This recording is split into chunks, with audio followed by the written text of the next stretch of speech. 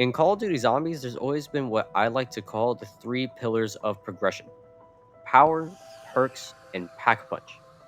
Dating back all the way to Call of Duty World at War's Der Race, which came out in 2009, these three pillars of zombies have been iterated upon in different creative ways throughout the years.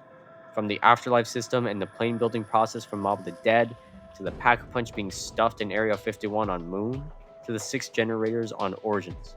There's always tends to be some kind of unique way to turning on power and getting those perks, and if not, then the power switch is what leads to the more unique way of getting the pack-a-punch process started. So with that in mind, where has it gone? Motherfucker, where is it?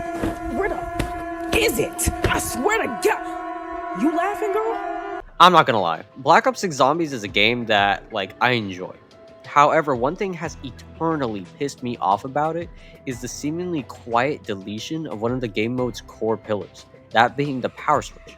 In my opinion, if Black Ops 7 Zombies aims to thrive to be better, well, there's a lot more than the power switch that's going to need to fix. However, the power switch or some kind of power process is the one that they need to implement again. So chances are, if you're watching this video, you're a Zombies fan and you already know the importance of the power switch or of a power process in Zombies. So what I'm going to do instead is provide examples or ideas of how a game like Black Ops 6 Zombies could have implemented ideas of a power switch into its maps.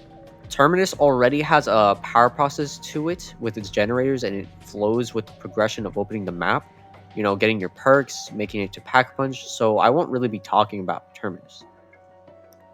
Liberty Falls, however, I get it. It's supposed to be the turn your brain off and just shoot some zombies, or God forbid, a camo grinding map. Oh, that's another video for another day.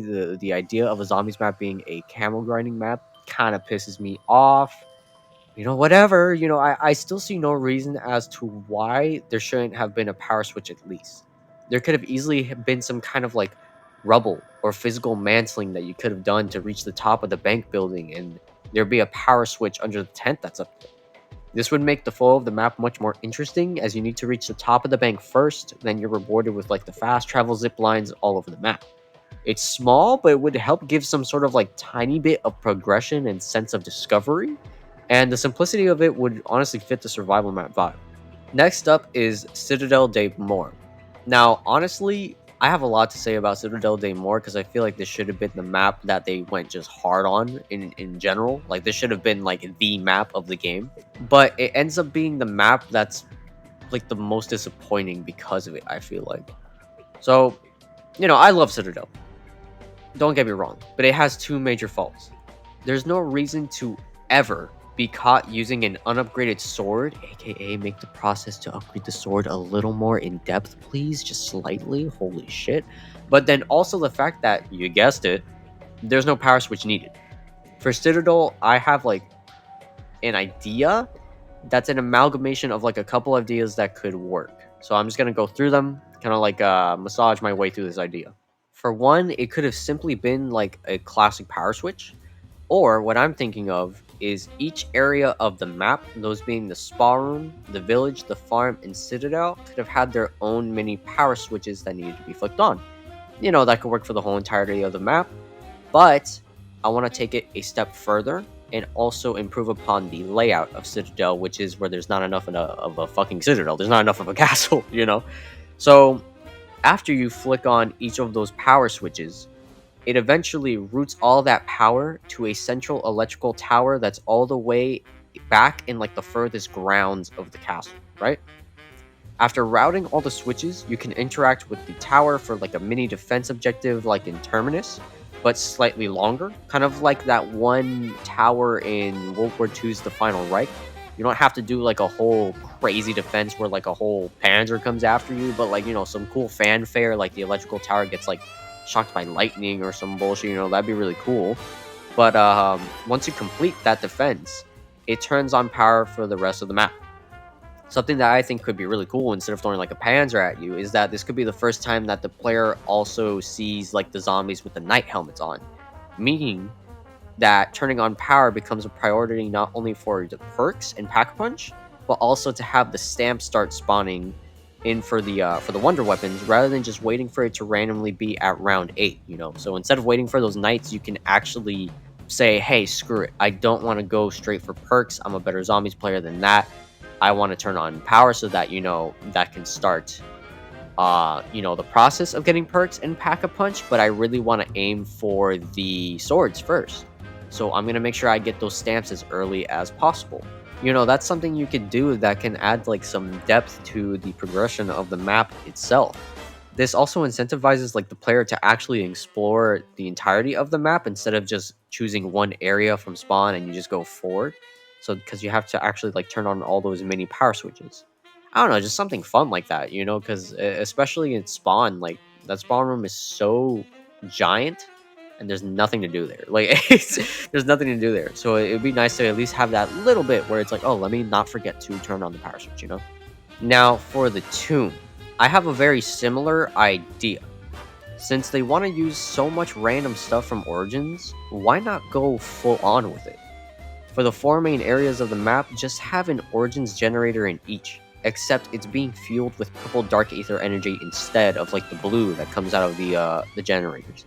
To make it even different from Origins, you could make it that having to kill the zombies is actually needed in order to fill up the generator, so it ends up being like a soul box for each area. And again, I think it'd be fun to see the zombies that do come to kill you for the generator instead of like having to defend against like normal zombies.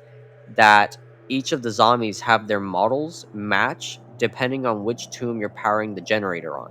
So if you're like on the Greek side of the map, you'll see a lot more like Greek centric like armor or whatever the fuck. If you're on like the Nordic side, more Viking shit, uh, etc. etc. You know. They could even had like the zombies specifically rise out of like graves or other tombs and stuff like that, so they can have like these special immersive events. Like, you know how there's security guards on Terminus that like will shoot at you and stuff like that. Like that could have been the cool thing about the tomb. Like as you open the map, there's like some zombies lying around and stuff like that eating people. But then when you turn on the generators, they come out of the walls. They come out of like well, tombs. You know, yeah, the tomb. They could have really leaned into that.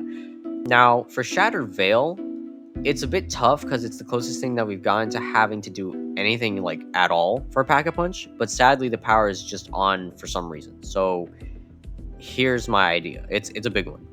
As you progress through the map, there's a pair of fuses you can pick up, as well as a dead head Janus scientist hand you can find. Relatively like early on, maybe like in the garden or library, you find the hand, and the fuses you find in the area to the right of spawn or in the room with the chalkboard, some shit like that, right? In Richtofen's room, you come across a safe that needs a handprint to open it, but it's not working because, oh my god, the power's off. In the second floor of the library, you found a power box that's locked shut. Maybe you see like a red light on it or something, but oh no, it's because the power's off. Like it tells you. When you find and turn on the power switch, you notice that the elevator still isn't working. I should mention that I think the power switch, the perfect spot for it, would be where the repair box is right now for it actually in Shattered Veil. So I feel like that'd be a nice way to go all the way to one end of the map and then having to explore the mansion again. So you notice that the elevator is not working, the doors are malfunctioning, and there's an elevator button missing. So you go back to the power box in the library, put the fuses you found in there, and whoa, the elevator's doors are now seemingly fixed. Holy shit. And wait, you found that safe that needs a scan of somebody's hand. So you scan the hand, and whoa, oh my god, an elevator button's in it. You put it on the elevator door, you call up the elevator, and whoa, zombies come out of the elevator, oh my gosh, you go down the stairs, bada bing, bada boom. That's your Pack-a-Punch quest working in tandem with the power switch. Crazy. Not only does this provide some sort of like sense of discovery and wonder when first playing the map, barring that, you know, they also take off those stupid markers that they just have for some reason that tell you how to do everything. But on further playthroughs, you can optimize your route for this, prioritizing maybe getting Jug first by simply going straight to power, or juggling all 3 of the pillars of zombies in order to get the most out of your knowledge of the map. It sounds like a lot, but in practice this is nothing, man. Like, it's something so small, yet it's something that's missing in zombies. And not gonna lie, as for the Reckoning, I have no clue. I don't like the map at all. I've only played it like twice. The only thing I can think of is having like a classic power switch at the very top of the map, so that like the climb to the top is much more satisfying, and that the skydive down like the towers to get your perks is really fun. But that's all I got really. But yeah, I hope you enjoyed some of my ideas in this video, and now I'm gonna kind of like turn it to you guys. I'm gonna ask the same of you guys.